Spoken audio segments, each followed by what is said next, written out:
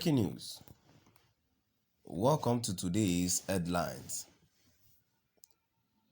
Nnamdi Kanu right, Malami demands for two important things. Nnamdi Kanu right, Malami demands for two important things.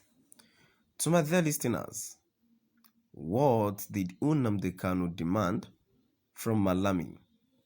To my dear esteemed listeners, please stay tuned as I read today's news. Aloy Ejimako, the lawyer of the IPOB leader, Nnamdi Kanu, has requested that the Attorney General of the Federation, AGF, Abubakar Malami San, initiate the prosecution of all persons who were directly or indirectly involved in the alleged brutalization of his client during and after his rearrest and transfer from Kenya through the Attorney General of the Federation, AGF's office. The letter from Ejimako addressed to Malami explained why the minister needed to ensure that those who initiated the controversial capture of Kanu in Kenya in June 2021 were held accountable.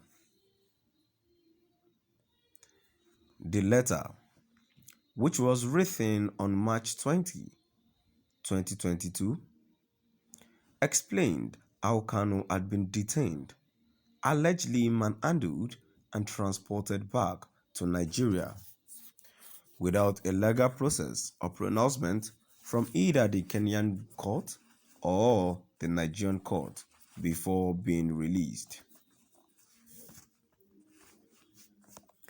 Ejimako stated that his actions were taken by Kanu's instructions, that the Federal Republic of Nigeria's 1999 Constitution prohibits the torture of anyone who is under investigation or who is detained by a person in authority, and that he was acting on Kanu's orders.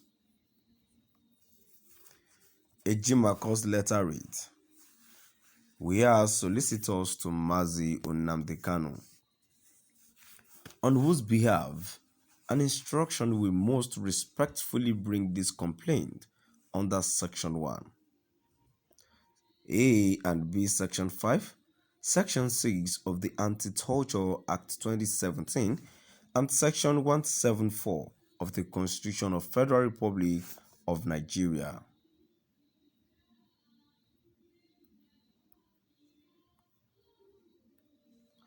According to the information given to us by our client, the details of this complaint are as follows. Our client entered the Republic Kenya on his British passport on May 12, 2021, and was admitted as such at Jomo Kenyatta International Airport, Nairobi. After his admission, he settled in at a temporary location in Nairobi, Kenya. On June 19, 2021, our client drove himself to Jomo Kenyatta International Airport, Nairobi, Kenya, on a personal errand. As soon as he pulled to a stop at the parking lot and alighted from his vehicle, about 20 well-armed persons violently accosted and abducted him, handcuffed him, blindfolded him, bundled him into a vehicle, and sped away. His abductors took him to a secret private location, not a police station, somewhere in Nairobi, Kenya, and chained him to the floor. He was neither shown a warrant of arrest or extradition or told why he was abducted. The abductors did not tell him who they are, but from their conversations, he surmised that they were working for the government of Nigeria, GON, and its security agencies. while chained to the floor. His abductors took turns beating and torturing him to the point that he fainted several times and was intermittently revived when they poured cold water on him. During the tortures and beatings, his abductors taunted him, verbally degraded him, and called him a separatist Igbo Jew.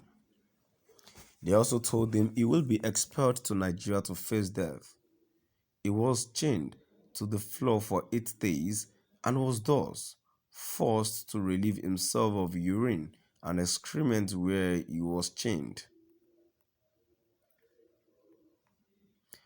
Aloy Ejimako, the lawyer of the IPOB leader, Nnamdi Kanu, has requested that the Attorney General of the Federation (AGF), Abubakar Malami, San, initiate the prosecution of all persons who were directly or indirectly involved in the alleged brutalization of his client during and after his rearrest and transfer from Kenya through the Attorney General of the Federation (AGF's) office.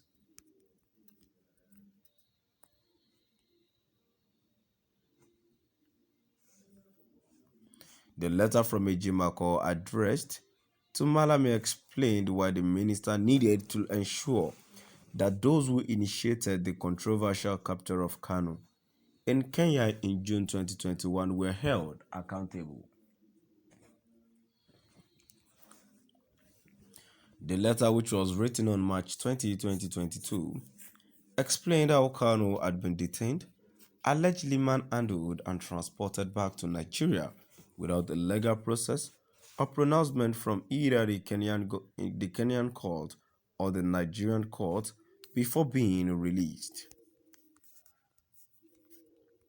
To my dear listeners, now we've come to the end of our today's news. Please do drop by at the comment section and let's know what your view is all about.